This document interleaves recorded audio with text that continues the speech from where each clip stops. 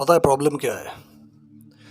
लोग अपने आप से भागने के लिए, अपने आप से छुपने के लिए, अपनी सच्चाई से भागने के लिए भी स्पिरिचुअलिटी का सहारा लेते हैं। वो दरअसल कायर और कमज़ोर लोग हैं, जो खुद की सच्चाई से, खुद की पैशन से, वो जैसा है वैसा उसको दिखाने से अपने आप को, अपनी ज़िंदगी की सच्चाई को, अपनी नाकाबिलियत को और अपनी फेलियर, सक्सेस जो भी हो, वो जैसा भी है उसको वैसा फेस करने से भागता है। और भागने के लिए और अपने आप को स्ट्रॉन्ग दिखाने के लिए, अपने आप को बहुत महान दिखाने के लिए, इन अ वे अपने आप को कॉम्पेंसेट करने के लिए स्पिरिचुअलिटी के आड़ में छुपता है। स्पिरिचुअलिटी को सामने रख के एक शिखंडी टाइप बना के उसके पीछे छुपता है। यही सच्चाई है। बहुत से लोगों को मैंने ऐसे देखा है। ज्यादातर लोग स्पिरिचुअलिटी को एक ढाल की तरह इस्तेमाल करते हैं अपनी कमजोरी को छुपाने के लिए। लेकिन अपने आप से भाग के तुम जाओगे कहाँ? तुम दुनिया को झूठ बोल सकते हो, खुद को नहीं। यहाँ इस अदालत में तुम झूठ नहीं बोल सकते। ये ऐसी अदालत है, अंतरात्मा की जो अदालत होती है, उसमें तुम गीता पे हाथ रखे बगैर भी तुम्हें सच ही बोलना होता है। तुम इस दुनिया के अदालत में, तुम धर्म ग्रंथों पे भी लोग हाथ रख के झूठ बोलते हैं, लेकिन अंतरात्मा की जो अदालत है, स्वयं की जो अदालत है, वहाँ पे तुम्हें वो सब औपचारिकता के बगैर भी तुम्हें सच ही बोलना। खुद से कोई झूठ कैसे बोल सकता है? तो स्पिरिचुअलिटी तुम्हारी कमजोरी को छुपाने का एक जरिया नहीं है। ज़्यादातर लोग उसको ऐसे ही बना दिया है।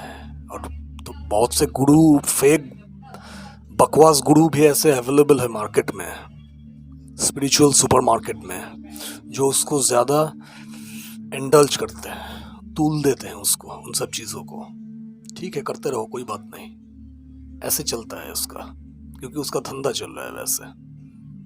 लेकिन ना तो ये धर्म है, ना ही स्पिरिचुअल। तुम स्पिरिचुअलिटी से बहुत दूर हो, लाइट ईयर्स दूर हो। तुम्हें कुछ पता नहीं स्पिरिचुअलिटी किस चिड़िया का नाम है, इसको खाते हैं या ओढ़ते हैं, कुछ पता नहीं है तुम्हें।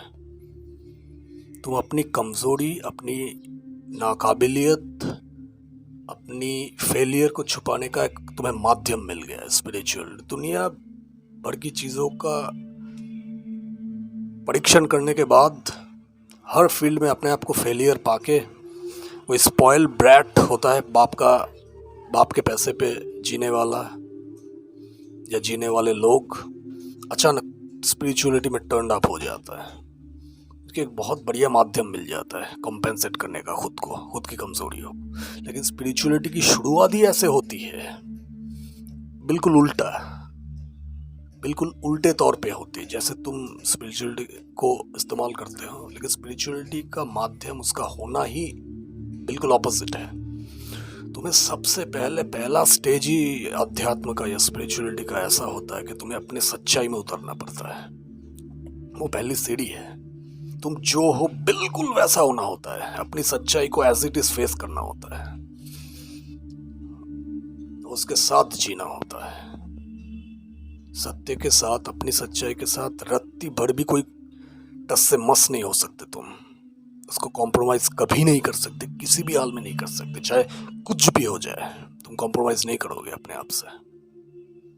जो सच्चाई है तुम्हारी, वो सच्चाई पे डिगे रहोगे, चाहे दुनिया तुम्हारे खिलाफ हो जाए, पूरा जमाना खिलाफत करने लगे तुम्हारी। लेकिन तुम सत्य के साथ, जैसा without corruption, being truthful without corruption. Compromise जब तुम कर लेते हो, तुम करप्ट हो गए। तुमने समझौता कर लिया अपने होने के साथ, और जो अपने में ही नहीं है, जो खुद के साथ ही बना हुआ नहीं, जो खुद के साथ टिका हुआ नहीं है, जो वो खुद वो जैसा है वो वैसा नहीं है, काहे का स्पिरिचुअल? स्पिरिचुअलिटी का पहला स्टेज है, बाकी का तो बाद में पड़ा है। और वही एक स्टेज डिसाइड करता है तुम्हारी एंटायर स्पिरिचुअल जर्नी को। वही एक स्टेज, वही सबसे वाइटल स्टेज है। पहला कदम ही सबसे महत्वपूर्ण कदम होता है जिंदगी का। और स्पिरिचुअलिटी के मामले में भी बिल्कुल वैसा ही है। There is also the same law is applicable in spiritual realm. तुम जैसे हो बिल्कुल वैसे अपने आप को प्रस्तुत करना, वैसे होना, वैसे जीना। तुम्हारी वाणी, तुम्हारी सोच, तुम्हारा कृत्य, ये तीनों एक होने चाहिए। लेकिन ज्यादातर आदमी वैसा होता है क्या? आदमी सोचता कुछ है, बोलता कुछ है, करता कुछ है, और वो लोग स्पिरिचुअल होने का दावा करते हैं।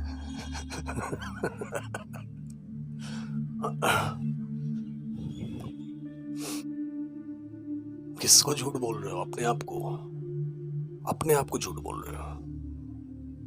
जब तक सच नहीं बनोगे तो काहे का? ये सिर्फ नाम मात्र की स्पिरिचुअलिटी है तुम्हारे लिए, और कुछ नहीं है। अपने आप को कॉम्पेंसेट कर रहे हो, अपने आप को दिलासा दे रहे हो। जैसे हो बिल्कुल वैसा होना, जैसे हो, कोई फर्क नहीं पड़ता कौन क्या समझता है क्या नहीं समझता है, कख फर्क नहीं पड़ता। इसका मतलब ये नहीं तुम एरोगेंट हो जाओ, समझौता नहीं करोगे। With extreme humbleness. हम्बलनेस तभी आती है जब समझ बढ़ती है आदमी की, जब तुम बाकियों को खुद से अलग नहीं समझते, जब तुम कॉम्पीट नहीं करते, क्योंकि कॉम्पीट करने की कोई ज़रूरत ही नहीं होती। किससे कॉम्पीट करोगे? क्यों? कुछ पाना थोड़ी है, कुछ हासिल करना थोड़ी है। ये पूरी सृष्टि तुम्हारी ऑलरेडी है, तुम हो ये, तो कॉम्पीट किससे करना है? ये समझ जब आ जाती है, अपने आप सब कुछ हो जाता है। वो जो पहला कदम, जो जैसा मैंने कहा, पहला कदम जब तुम ले लेते हो, वही तुम्हारी आखिरी कदम बन जाती है। वो तुम्हारा पहला कदम तुम्हारा आखिरी कदम होता है। वो कदम डिसाइड करता है कि तुम असल में ट्रूथफुल हो या नहीं, और वही पूरा स्पिरिचुअल, तुम्हारी एंटायर स्पिरिचुअलिटी को वो इफेक्ट करता है। वो पहला कदम कि वो ट्रूथ पे बेस्ड है या फॉल्सहुड पे बेस्ड है। ठीक है? स्पिरिचुअलिटी की आड़ में अपने आप को छुपाने से कुछ नहीं मिलेगा। खुद को धोखा दे रहे हो। ज्यादातर लोग यही करते हैं, कॉम्पेंसेट करते हैं। ठीक है, कोई बात नहीं, जिंदगी ऐसे नहीं चलती। तुम जो हो असल में तुम वो हो। तुम लाख अपने आप को ख्याली दुनिया में अपने आप को खो दो, लेकिन सच्चाई कभी बदल नहीं सकते। तुम्हें तो पता होगा कि सच्चाई क्या है। सच्चाई को जो का त्यों फेस करना, उसको बिल्कुल वैसे का वैसा एक्सेप्ट करना, और उसको वैसे ही डील करना, इज कॉल्ड स्पिरिचुअलिटी। जिस दिन वैसा हो जाओ, समझ जाना कुछ हुए हो तुम। वरना नाटक तो करना ही मत। नाटक से ये जमाना, ये समाज तबाह हुआ है, नौटंकी लोगों से, जो जैसा है नहीं वैसा मास्क पहन के घूमते रहते हैं। झूठ का मास्क, झूठ का एक नकाब ओढ़े। Anyway, that's it. Take care of yourself. Bye bye. Thank you.